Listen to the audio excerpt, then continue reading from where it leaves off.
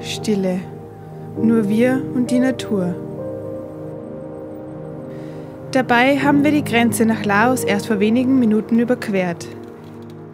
Die letzten Tage sind wir durch den Norden Vietnams geradelt. Dort war es laut, viel los, stickige Luft.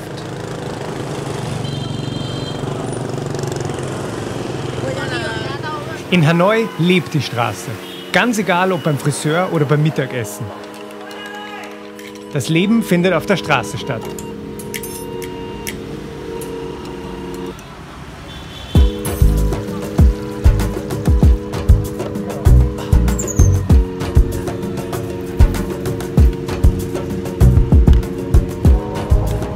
Kaum zu glauben, dass Hanoi trotzdem ein Anziehungspunkt für Radreisende ist. Das war jetzt so cool. In Hanoi, wo wir gerade sind, ist jetzt durch Zufall so ein richtiger Schneeball ins Rollen gekommen. Wir haben uns mit Radlfahrern getroffen, die haben andere kennt, dann haben wir noch andere zufällig getroffen. Die haben auch wieder wen getroffen. Und also wir sind immer mehr und mehr und mehr geworden. Es sind immer mehr Leute geworden. Und jetzt waren wir am Ende, heute waren wir glaube ich beim Abendessen über 10 von 10 Leuten und die jüngste war 3 oder 4? 3, 4 Jahre alt. Ja. Und das ist 47, also es war ja, von Tschechien, England, Frankreich, Italien, Österreich.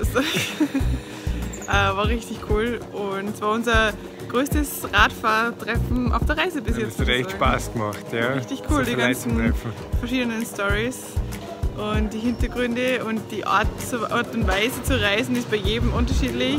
Die Zukunftspläne von den anderen zu hören.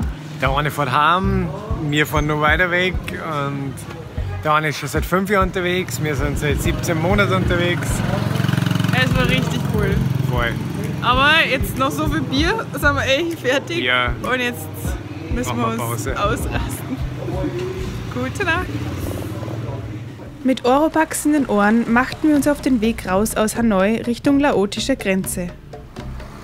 Es wurde ländlicher, der Verkehr überschaubarer, der Stress etwas weniger.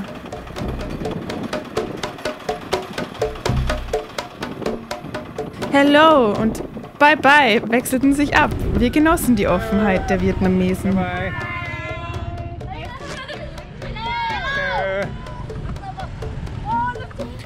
Als wir voller Euphorie die Einladung zum Volleyballmatch annahmen, ahnten wir noch nicht, welchen folgenschweren Rattenschwanz dieser Moment mit sich ziehen wird. Noch am selben Abend wurden meine Rückenschmerzen immer stärker. Jeder Schritt war schmerzhaft.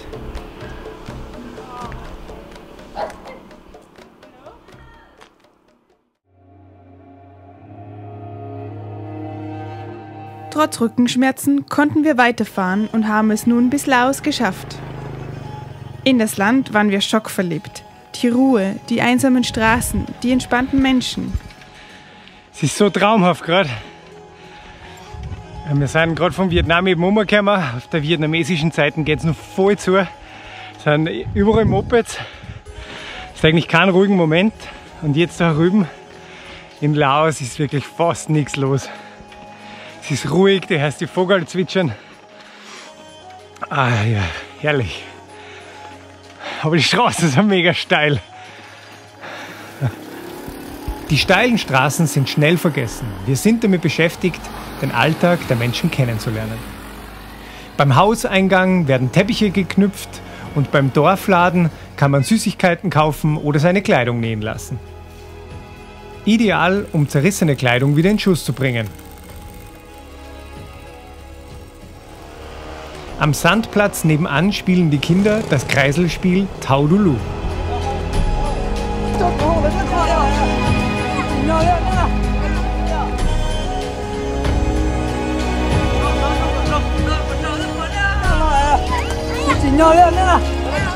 Es sieht doch ganz einfach aus.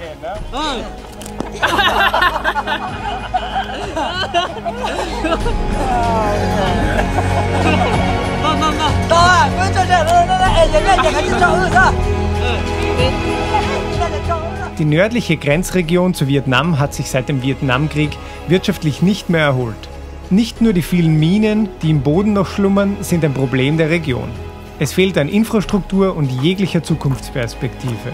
Die wirtschaftlich schlechte Lage wirkt sich auch auf die Jagd aus. Und so wird am Straßenrand alles verkauft, was man im Wald finden kann.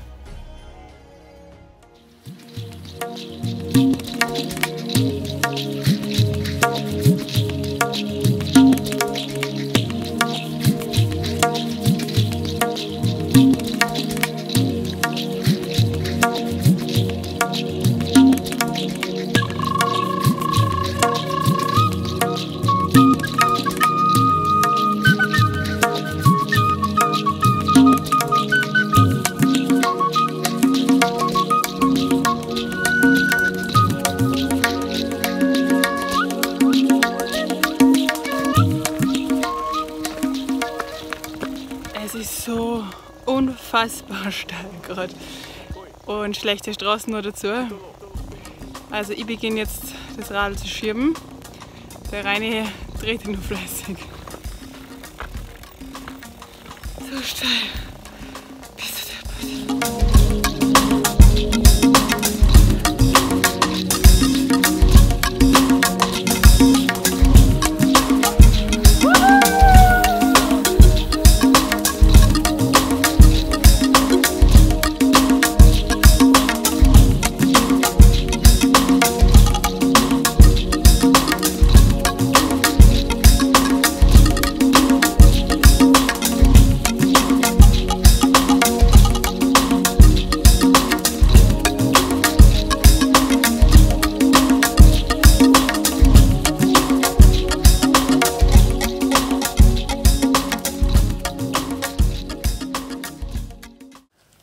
Haben ein super schönes Plätzchen gefunden mit Ausblick und jetzt bauen wir es halt auf und danach müssen wir uns an unsere Rückenübungen machen, dehnen und kräftigen, weil wir haben beide ganz arge Rückenschmerzen.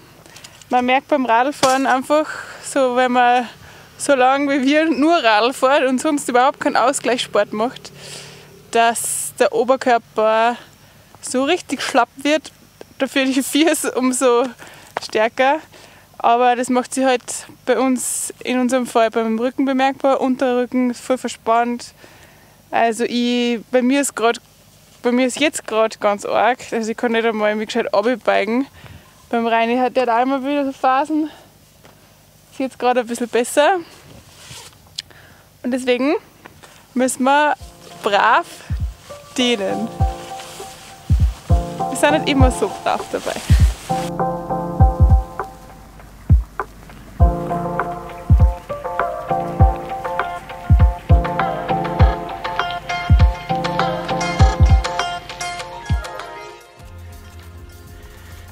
In 2 Tagen ist Weihnachten und wir sind schon so richtig in Weihnachtsstimmung. Nein, eigentlich Überhaupt nicht. Überhaupt nicht, weil wir schwitzen da ja jetzt seit langem wieder mal. Sind wir richtig schwer beladen mit Essen, weil wir müssen jetzt 2 bis 3 Tage den Berg überqueren. Also sicher 3 Tage. Da ist Naturschutzgebiet und da gibt es ein paar kleine Dörfer, aber da wird es nicht großartig was zum Essen geben. Deswegen waren wir jetzt Essen für Wochen dabei. Essen wie immer, viel zu viel dabei. Nachdem so viele Höhenmeter auf uns warten, also fast 3000 glaube ich, ja, wollten wir einfach nicht hungern. Und da ist vor allem Gemüse essentiell, weil sonst muss ich wieder ganz viel jammern, dass wir nicht genug Gemüse dabei haben. Ja. Ja, und jetzt sind wir heute gemütlich erst um 1 am Nachmittag losgefahren, voll bepackt. Schauen wir, wie weit wir heute mal kommen. Und dann haben wir 2 richtig starke Tage vor uns. Dann wollen wir am 24. Dezember beim nächsten Gasthaus ankommen und dort werden wir uns ein Bier gönnen Nicht nur eins. Und auf Weihnachten anstoßen. Ja, weil die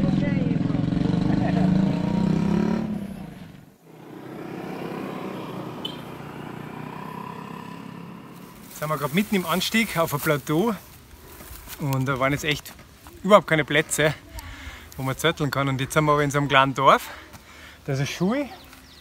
Da haben wir jetzt gefragt, ob wir da zetteln dürfen und haben sofort gesagt, überhaupt kein Problem. Jetzt haben wir da einen Wasseranschluss, da hinten ein Klo. Das ist Luxuscamping. Was will man mehr?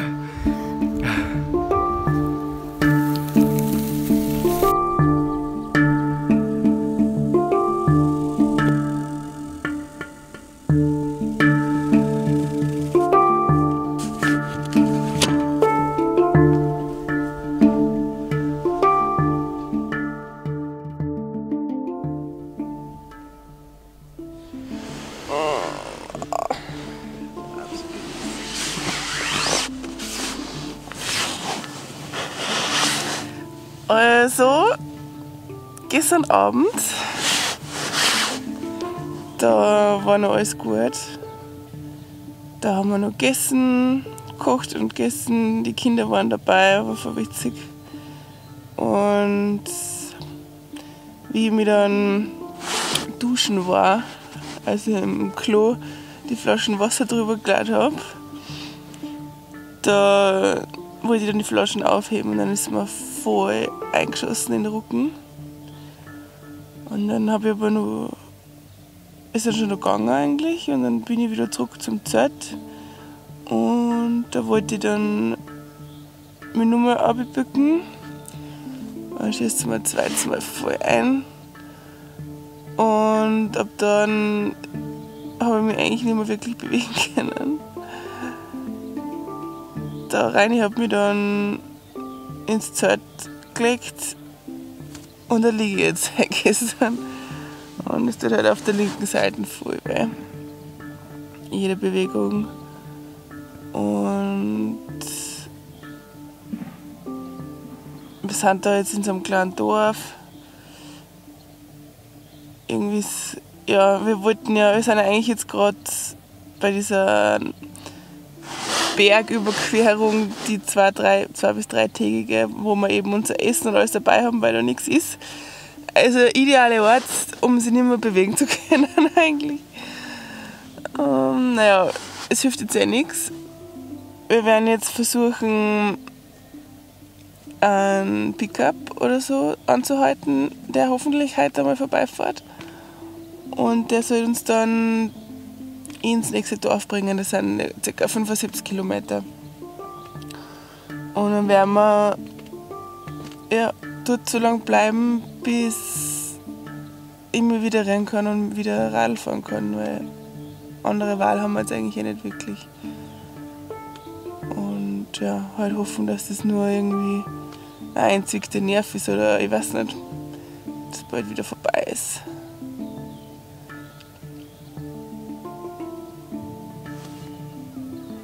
Scheiße. Während ich draußen das Frühstück mache, sammeln sich immer mehr Schulkinder um unser Zelt. Good morning!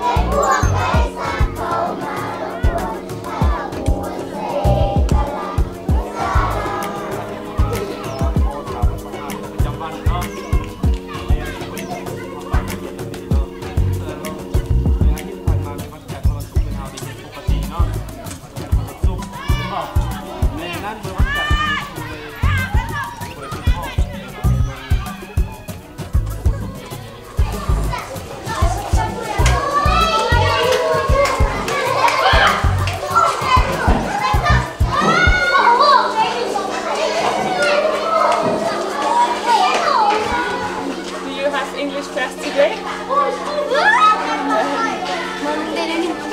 English today?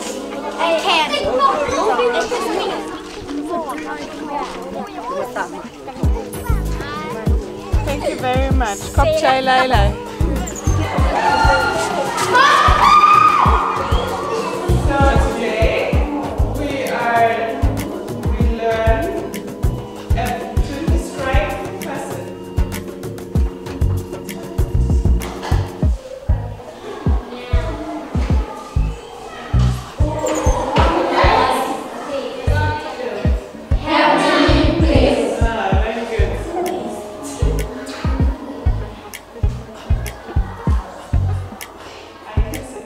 She has long hair.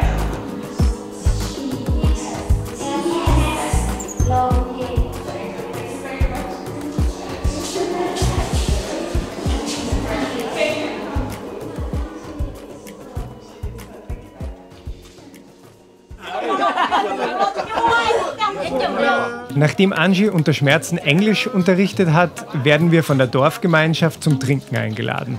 Der gegorene Reismost wird in den Tonfässern unter der Erde gekühlt gehalten. Ein Fass nach dem anderen wird geleert. Was es zu feiern gibt, wissen wir nicht. Der Stimmung zufolge ist es aber ein richtig guter Grund, ordentlich zu feiern. So gern wir hier den ganzen Tag verbracht hätten, wir müssen weiter. Wir brauchen ein Auto, das uns in den nächsten Ort bringt. Wir stellen uns an den Straßenrand und warten, bis eines vorbeikommt. Es dauert mehrere Stunden, so abgelegen liegt diese kleine Siedlung. Wir haben Glück. Heute fährt der Bierlieferant durch diese Gegend und hat noch 2 Plätze für unsere Räder und unser Gepäck frei. Wir verabschieden uns dankend von den Schulkindern und den Bewohnern und fahren 75 Kilometer in den nächsten Ort.